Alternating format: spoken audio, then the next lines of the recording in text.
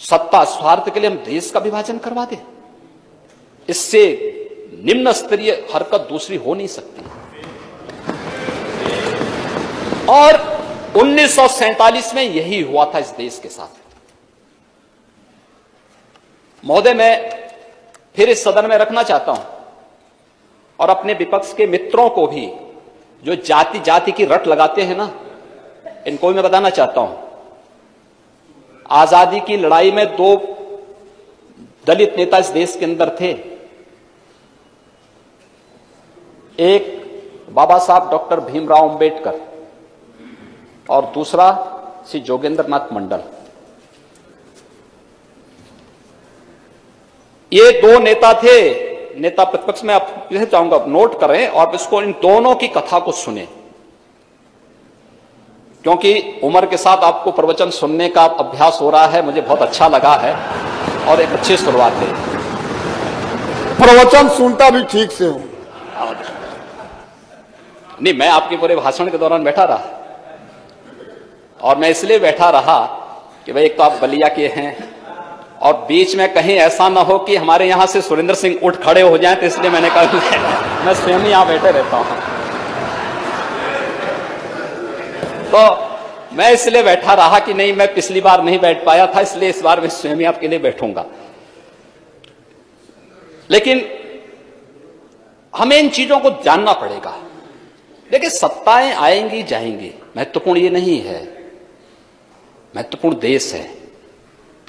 इस देश से बढ़कर कुछ नहीं हो सकता, हमारे लिए कुछ नहीं हो सकता है। और इसलिए इन 2 नेताओं की कथा को हर भारतवासी को सुनना चाहिए और तब सीए पर अपना जवाब भी तलाशना चाहिए। 1946 में जब नेशनल असेंबली के इलेक्शन हो रहे थे, तो कांग्रेस ने बाबा साहब भीमराव अंबेडकर को मुंबई सीट से हरवा दिया था। बाबा साहब भीमराव अंबेडकर हारे, तब बाबा साहब भीमराव अंबेडकर को कोलकाता से अपनी सीट छोड़ने वाले कोई नेता थे 1946 में, तो वह थे जोगेंद्र नाथ मंडल। 1940 के दशक में देश के अंदर दलितों, वंचितों और केवल देश ही नहीं, दुनिया की ये आवाज बने थे दोनों नेता।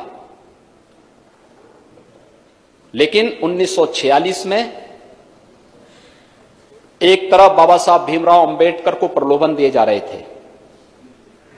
किसने नहीं दिया? जिन्ना ने दिया, हैदराबाद के निजाम ने दिया, जूनागढ़ के नवाब ने दिया। लेकिन बाबा साहब भीमराव अंबेडकर, उन्होंने कभी अपने मुद्दे से टस से मस नहीं हुए। उन्होंने कहा था कि मैं जानता हूं कि भारत के दलितों और वंचितों का हित कहां सुरक्षित है। ये बाबा साहब भीमराव अंबेडकर ने कहा था, और उन्होंने पाकिस्तान बनाने का विरोध किया था। बाबा साहब भीमराव अंबेडकर पाकिस्तान बनाने का विरोध किए थे, पुरजोर विरोध किया था।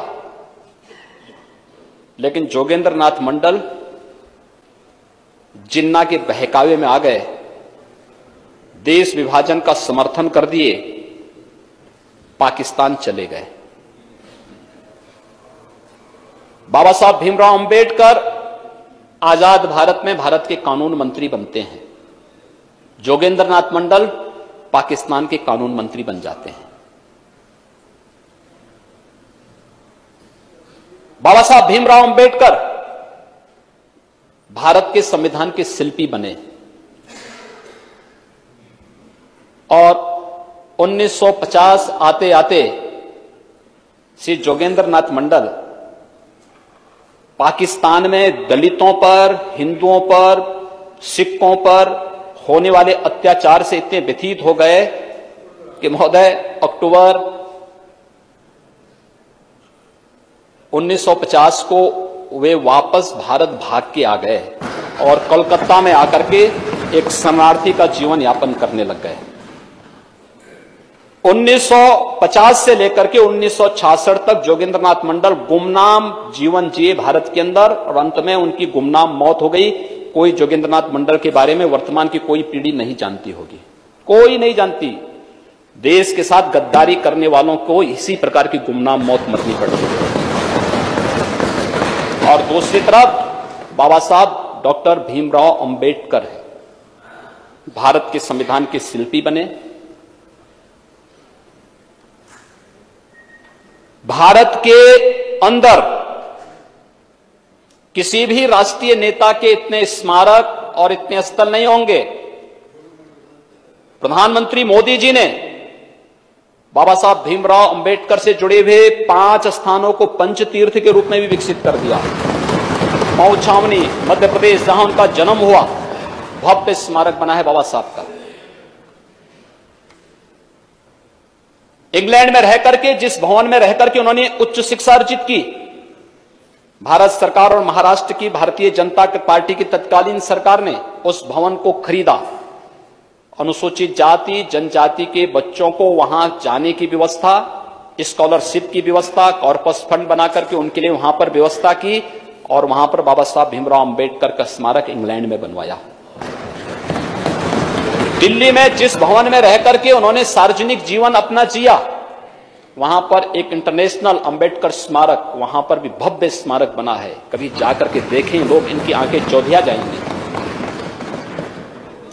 नागपुर में उनकी दीक्षा भूमि, भव्य स्मारक, और उनका चैत्य भूमि मुंबई में भव्य स्मारक विकसित हो रहा है। यह है सम्मान। और यही नहीं, स्वतंत्र भारत ने उन्हें भारत रत्न की उपाधि से सम्मानित करके भारत रत्न की उपाधि। यह है दो लोगों की कथा। एक राष्ट्रपुत्र बनकर के भारत रत्न बना और एक ने देश के साथ गद्दारी की, गुमनाम मौत मरा। अब तय कर लें कौन क्या करना चाहता है।